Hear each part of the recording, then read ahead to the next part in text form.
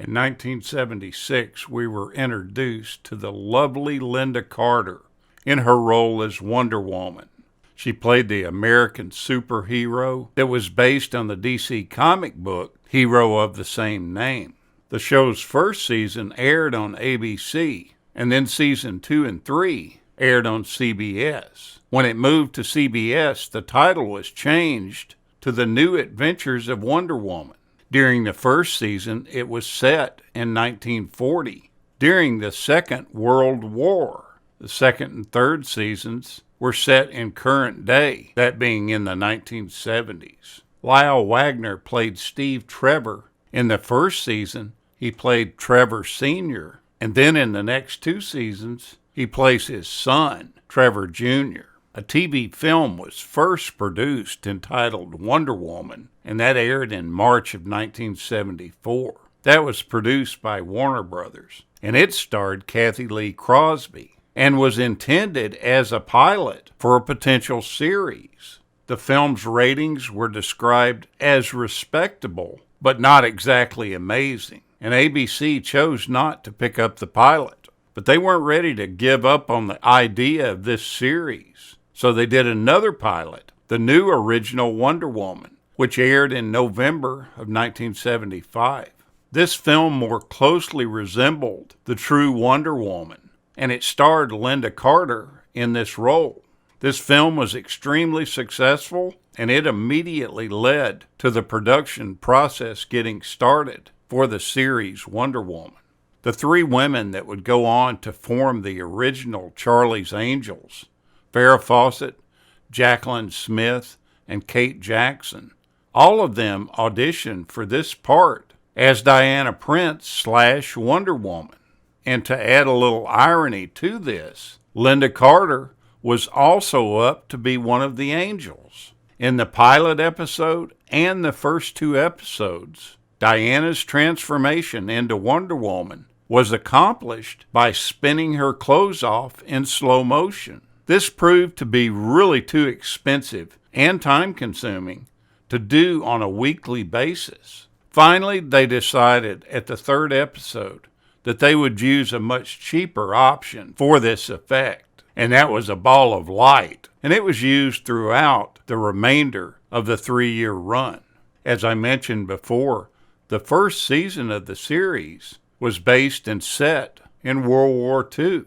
And when the series moved from ABC to CBS the next year, the entire format of the show was changed. This is completely unusual for a show to dramatically change like this in midstream. Wonder Woman moves to a setting in the late 1970s and teams up with the son of Steve Trevor from the first season. Lynda Carter's costume also underwent some minor modifications with this changeover. Near the end of the second season, the show introduced Rover, a small robot that became comic relief for the show.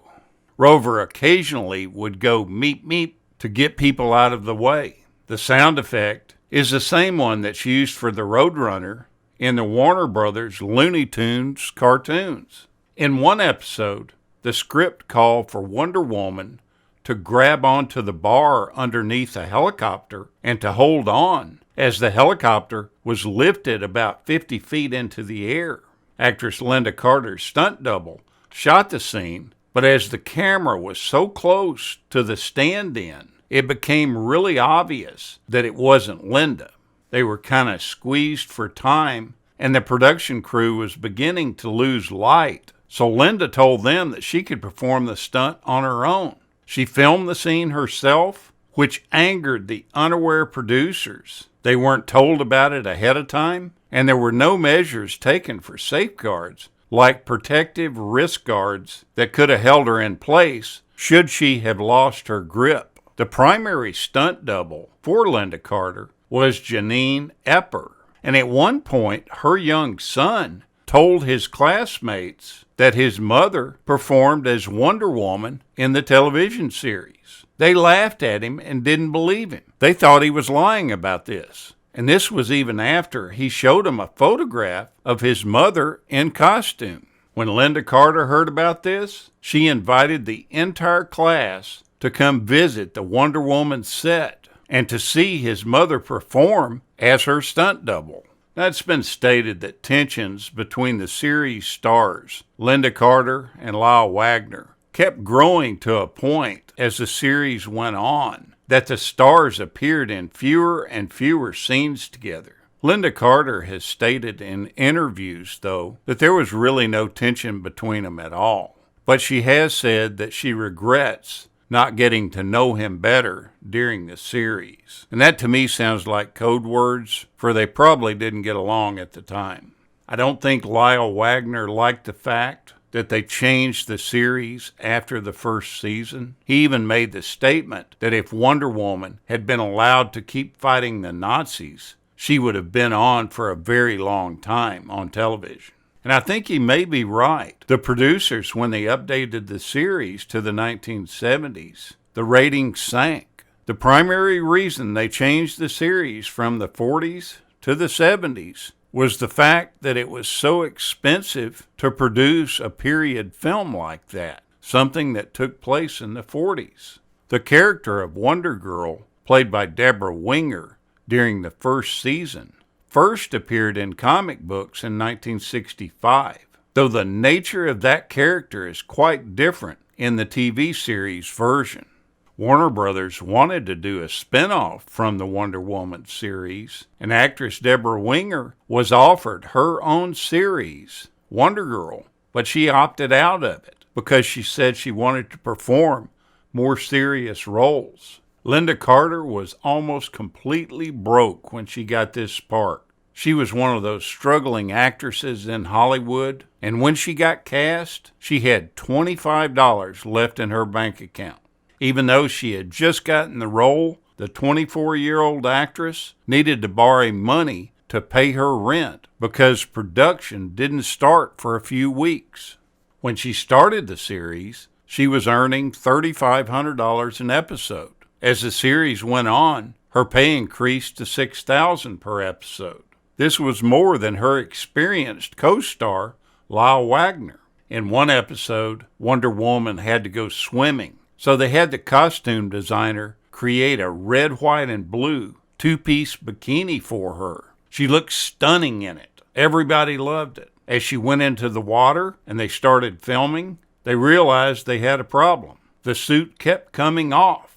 Now, I'm sure this was terribly delightful to the rest of the cast and crew, but this wardrobe malfunction would never make it to the air.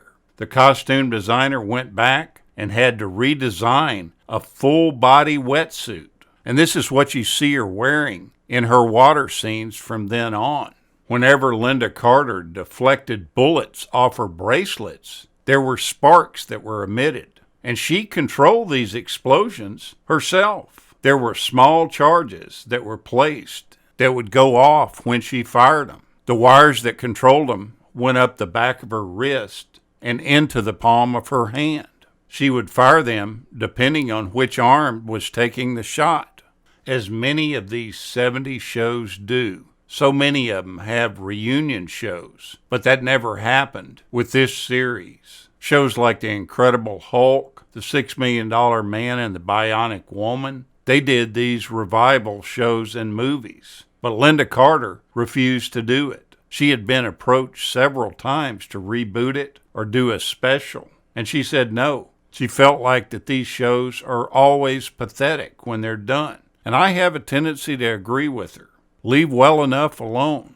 It's always a fun look to go back and enjoy an episode of Wonder Woman. As corny as it is sometimes, it's still a relaxing watch.